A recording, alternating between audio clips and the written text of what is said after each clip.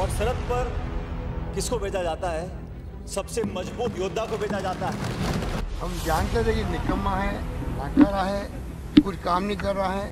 नमस्कार, राजनीतिक खबरों के सबसे दिलचस्प ठिकाने में मैं रूपेश मिश्रा आप सभी का स्वागत करता हूं। तू इधर उधर की बात ना कर, बता कि काफिला क्यों लूटा।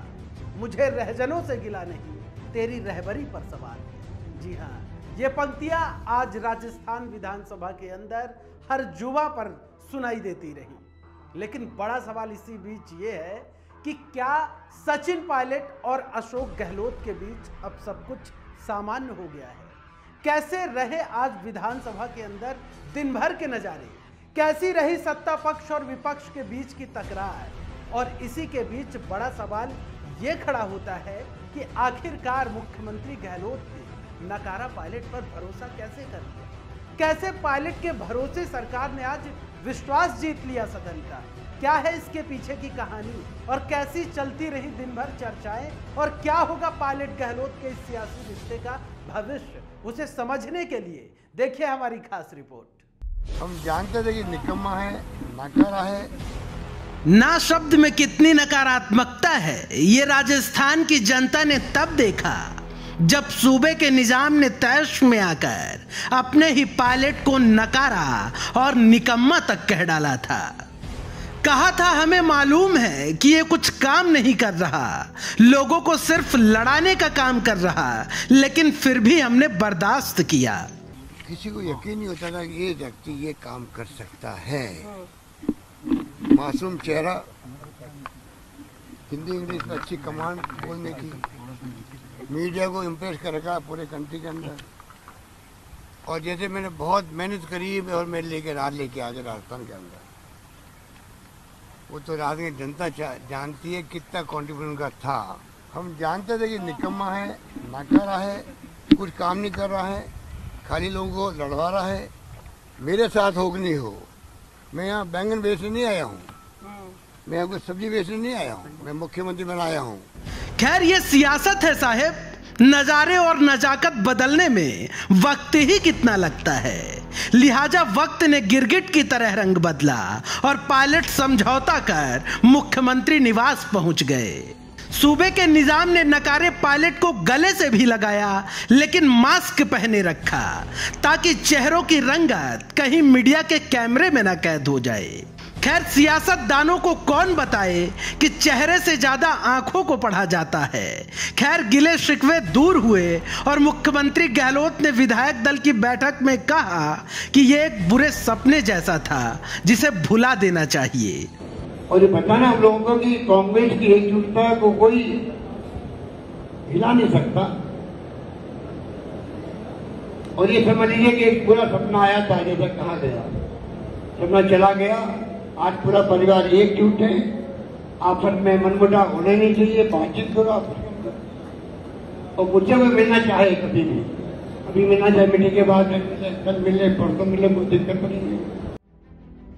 साहब ये बुरा सपना नहीं बल्कि एक बुरा दौर था जो राजस्थान की राजनीतिक इतिहास में दर्ज हो चुका है। और जब जब भी बगावत का जिक्र होगा इन पन्नों को पलटाया ही जाएगा। मुख्यमंत्री गहलोत ने विधायक दल की बैठक में पायलट को इस बात का भी एहसास दिलाया कि बगैर पायलट भी सरकार बहुमत तो साबित कर देती, लेकिन बगैर अपनों के अच्छा नहीं लगता। खैर मुख्यमंत्री गहलोत के नकारे पायलट पर विश्वास जताया और सदन पहुंच गए। सदन से पहले ही भाजपा ने ऐलान किया कि वो विश्वास प्रस्ताव नहीं लाना चाहती, तो गहलोत सरकार ने खुद विश्वास प्रस्ताव लाया। वहीं पायलट का ओहदा घटा तो बैठने का ठिकाना भी बदल गया। खैर बात सदन की थी तो लाजमी था पक्ष और विपक्ष का एक दूसरे पर कटाक्ष करना। लिहाजा राजेंद्र राठौड़ ने कटाक्ष करते हुए शायराना अंदाज में कहा कि तू इधर उधर की ना बात कर, ये बता कि काफिला क्यों लूटा। मुझे रहजनों से गिला नहीं, तेरे रहबरी पर सवाल है। तू इधर उधर की बात ना कर, ये बता कि काफिला क्यों लूटा। मुझे रहबरों से गिला नहीं, तेरी रहबरी का सवाल है। अध्यक्ष महोदय, हम रहबरों पर, अध्यक्ष महोदय, काफिला लूटा कांग्रेस के अंतर्विरोध से लूटा। सरकार बाड़े में चली गई, 34 दिन तक सरकार गायब रह गई। अध्यक्ष महोदय, मैं निवेदन करना चाहूंगा, करेक्ट बोलो, आप करेक्ट बोलो, ये गलत।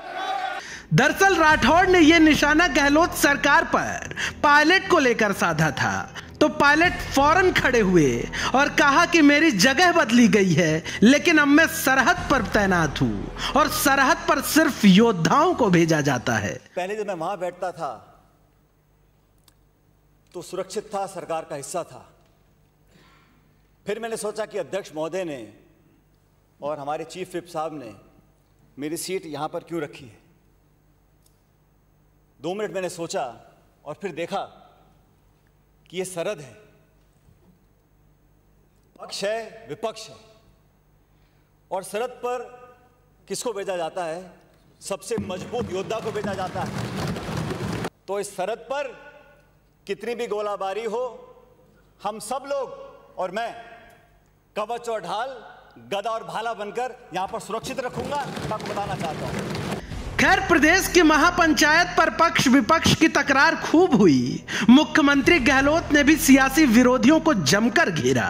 आपने बहुत कोशिश अभी की कि हमारे कुछ साथी, जो हमेशा राजनीतिक पार्टियों में होता है, आपके वक्त में हुआ, वसुंधरा जी वक्त में भी हुआ, कोई नई बात नहीं। देश के अंदर हर पॉलिटिकल पार्टी में कई बार डिस्टेंशन होता है, पर जिस खूबसूरती के साथ में उसका समापन हुआ, उसका कोई धक्का किसी को लगा देश के अंदर, तो अमित शाह को लगा, आप सबको लगा।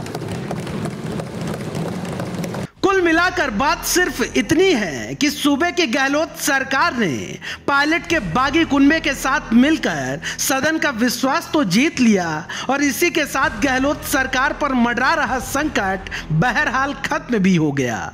लेकिन इन्हीं गहमा गहमी के बीच बड़ा सवाल यह बरकरार है कि पायलट गहलोत के रिश्तों में दरार अब गहरी पड़ चुकी है, जिसको चाहे लाख जतन कर छिपाने की कोशिशें की जाएं, लेकिन हालात एक रोज वक्त के साथ सामने आ ही जाएंगे। अब वो वक्त कब आएगा, ये सिर्फ उस वक्त को ही पता है। Bureau report, the fact India. तो देखिए आपने हमारी खास रिपोर्ट की कैसे आज सदन के अंदर सबसे ज्यादा जो चर्चाओं में रहे वो सचिन पायलट रहे, और सबसे ज्यादा जो लोगों और नेताओं की निगाहें थी वो सचिन पायलट की थी, क्योंकि जिस प्रकार से पूरा सियासी परिदृश्य इन दिनों चल रहा था, फिर पायलट जयपुर आते हैं और जयपुर के बाद आज कांग्रेस पार्टी में दोबारा वापसी कर सदन के अंदर जाते हैं, तो जाहिर तौर पर यह नजारा भी बेहद रोचक रहा। लेकिन सवाल जो बार बार खड़ा हो रहा है वो यही हो रहा है कि क्या वाकई अब गहलोत और पायलट के बीच सब कुछ सामान्य चलेगा, या फिर यह सामान्य से चलने वाली सच्चाई महज दिखावे भर की है। खैर, वक्त सब तय कर देगा कि क्या सच है और क्या गलत। दोस्तों, कल फिर हाजिर होंगे सियासत की एक दिलचस्प खबर के साथ। तब तक के लिए नमस्कार।